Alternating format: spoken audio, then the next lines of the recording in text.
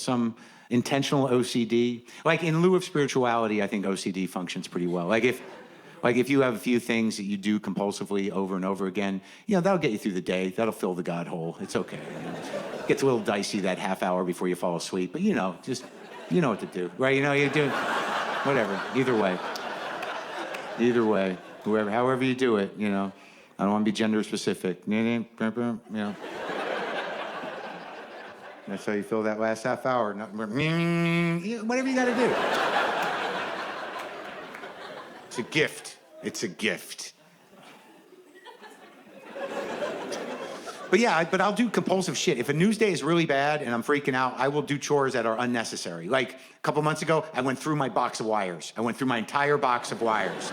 Everybody who's been buying equipment for the last 20 years, you got a pretty good bag or box of cables, chargers, and whatnot going, right? Like I went through, because like every piece of equipment you buy comes with that one wire where you're like, what the fuck does this one even do? Does this even go to this machine? I don't know. It's all wrapped and it's got a twisty on it. Better save it. Maybe I'll know what it does later. I might need it. Right? I went through that entire box. It took me like an hour and a half. Did not think about the end of the world during that time. And honestly, I did not throw one of those things away. I had the exact same experience with every one of those wires I had when I got it in the first place. Oh yeah, this one. Still don't know what it does, but still wrapped. It's got a twisty on it. Maybe the mystery is yet to be revealed. I'm gonna save that one. And now I'm pretty happy that I did, because I don't know what's gonna happen on that last day of the planet Earth when the sky's on fire. Maybe some guy will come running up my driveway in a frenzy, holding a piece of equipment saying, hey man, if I had a charger for this, I could save both of us right now. Right now. And I could be like, holy shit, might be our lucky day. Let's go look in the box, bro. And who would have thunk a Palm Pilot would be our ticket out of this mess? Because not only do I have a charger, I think I've got an extra stylus. Would the stylus help us in our journey? For you younger people, a Palm Pilot was one of the first pieces of handheld technology with a screen on it, an interactive screen it had. Like, pretend like I'm showing you.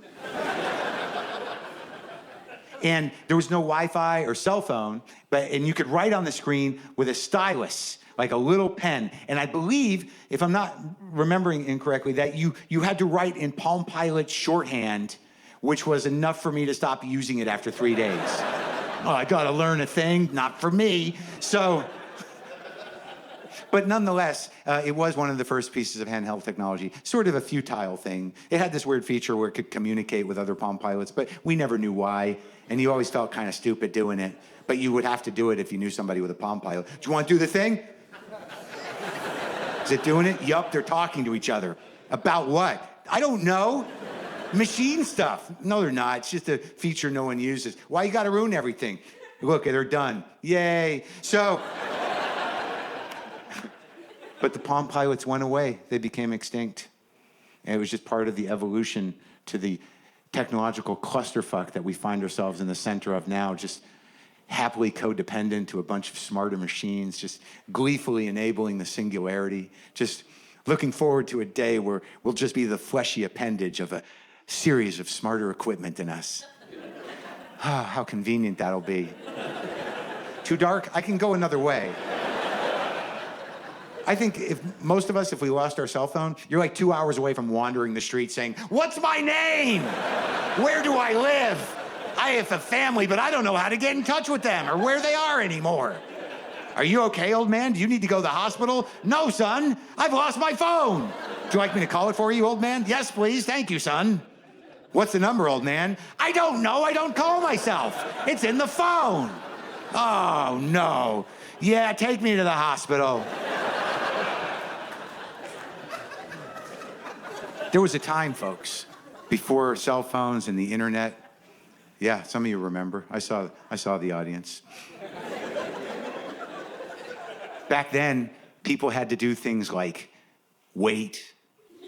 Yeah, you had to wait for stuff. And if you were actually waiting, like in line or something, that was all you could do.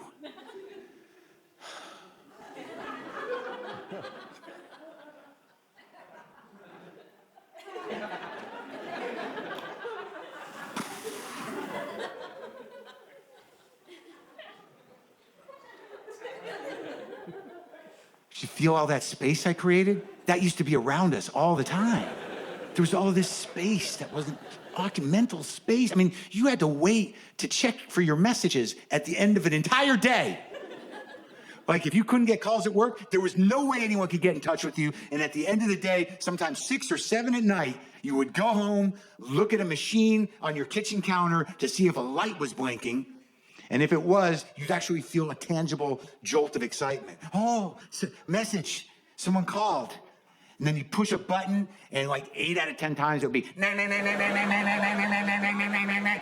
Some of you don't even know what that sound is. Does that sound even exist in nature anymore? That was the sound on your machine if someone had hung up, right? And if it went on long enough, you'd hear a voice go, if you'd like to make a call, please hang up and try. What happened to that guy? I don't know. Can't be a good story. And then if you got some of those, you'd spend like 10 minutes just wondering, like, who called me and hung up? That was the kind of mental time we had back then. Like, what were we doing with all that mental space? Using our imagination, just letting our memories do what they do in their own time and pace. Like, back then, if you couldn't remember something, that was sort of the end of it. Unless, like, you couldn't remember something and you locked on, that was problematic, because what could you do then? Yeah, not easy. Like, let's say you're just driving to work. This is back in the day. Let's go there now.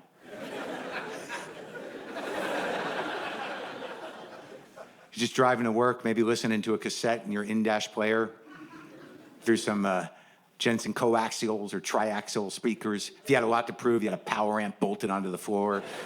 Maybe you're listening to a little Leonard Skinner's Second Helping. Not a bad band. Stop judging that band. Solid rock band. A lot of good records. Amazing double live album. You're misunderstanding that one song. Listen to it again. Listen to it again. Maybe you're listening to a little Skinner's Second Helping. You know exactly where the tape is fucked up from that day it got stuck in the machine. That was a tough few minutes. Oh, shit. Come on, man. Come on. Oh, yeah. Get it out, get the pen out, roll that cassette back up, pop it back in the deck. Now you know, call me the breeze, baby. Oh, that was that day. That was a terrible morning.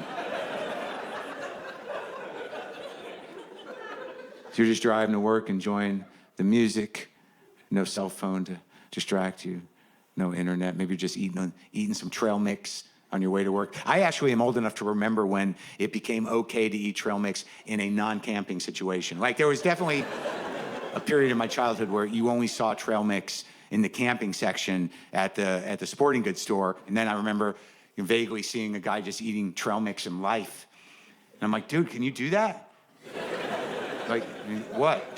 Just eat trail mix outside of a camping situation? Yeah, it's just, nuts and dried fruit, sometimes chocolate. But you're not camping. It doesn't matter. It's just nuts and fruit, sometimes chocolate. So you can just eat it any time? Yeah, you can eat it any time. Like, I kind of remember when they freed the trail mix. I don't know if there was a corporate push behind it or not, but I remember, like, hey, we can just eat this anytime. It's just, nuts and dried fruit, sometimes chocolate. So anyways, you're driving to work. Back in the day, maybe you're chewing on a peanut, and all of a sudden your brain just goes, oh, fuck. Who is Peanut Guy? We learned about him in elementary school. Peanut Guy, peanut butter, peanut oil, fucking Peanut Guy. It's like 3 names. It's an inventor, a scientist. God damn it. Why can't I remember Peanut Guy? And that was sort of your day. Like, you did other things, like you go to work, but every couple hours you're like, fucking Peanut Guy. And there was nothing you could do. I mean, you could ask a coworker, dude, do you remember Peanut Guy? We learned about him in elementary school. Peanut butter, peanut oil, inventor, scientist, 3 names. I can't fucking remember it. You gotta calm down. Why are you yelling? Just, do you know or not? I don't have to talk to you if you're gonna talk to me like that. Well, why don't you go fuck yourself? Why don't you just say you don't know and fucking piss off? Then you go to lunch from work, take a lunch break, go eat a sandwich. It's all you could do. Eat the sandwich. Watch other people eating sandwiches.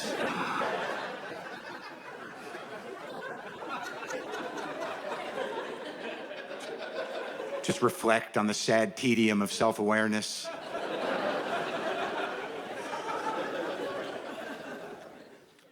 Go back to work. Fucking Peanut Guy! Maybe call a friend from work. You're not even supposed to use the phone. Dude, are you there? Pick up. It's me. Are you there? Pick up. Fuck! Where the fuck are you, man? It's me. Do you remember Peanut Guy? We learned about him in elementary school. Peanut Guy, peanut butter, peanut oil. 3 names, a scientist, or inventor or some shit. Fuck! I can't fucking remember Peanut Guy. I'm not even supposed to be using the phone. Where the fuck are you? Who the fuck was Peanut Guy? It's Mark. I'm okay. Call me back when you get there. Well, call me back later. I gotta go. Then you leave work, drive home, listen to the cassette. Sweet Home Alabama.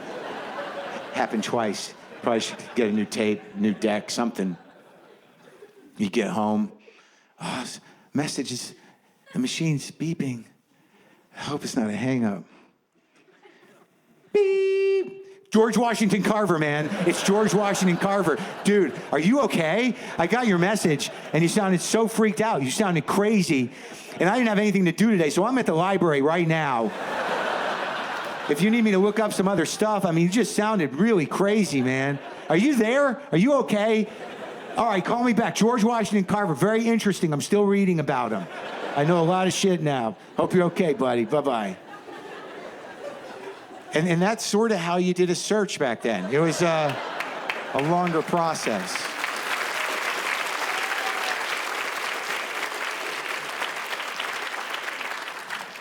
But what do people do? I don't know what you do. What do you do? You binge watch things? I don't know. I don't know where you get the time. I don't know what's going on. I can't handle the media landscape. Too many options, too much shit. I mean, like my analogy for the media landscape is like, you ever driven past a landfill, just like a giant mountain of garbage that it doesn't even look like garbage anymore? There's like that weird dirt in it. You know, that's sort of like, but you could see little pieces of garbage, and it's got those horrible birds flying over it. And you're driving by it, and you only have 2 thoughts in no particular order. One is like, oh my God, look at that. That's disgusting. But the other thought is always like, I bet you there's some good stuff in there.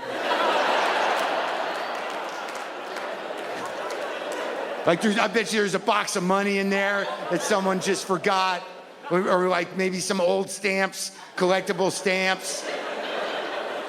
Or maybe a ring that's still on a finger.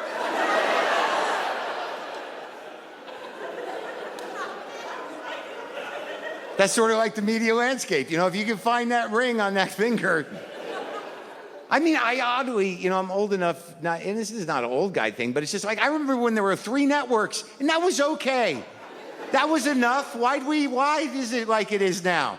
Okay, there weren't as many choices, and we weren't getting all the information, but we were all kind of on the same page, give or take a show or 2. Right? I mean, now I've had people ask me if I've seen a show, and not only have I not heard of the show, but when they tell me where it's on, I don't even know what that is. When did that happen? Someone just comes up to you all excited. Hey, dude, are you watching Turd Journey? Wait, did you say Turd Journey? Yeah, Turd Journey. There's 40 episodes of Turd Journey on. Wait, Turd Journey? Yeah, it's not what it sounds like. Well, it kind of is, but it's about more than that. Turd Journey, you got to check it out. Where's it on? Oh, shit, you got to download Clomper. Do you have Clomper?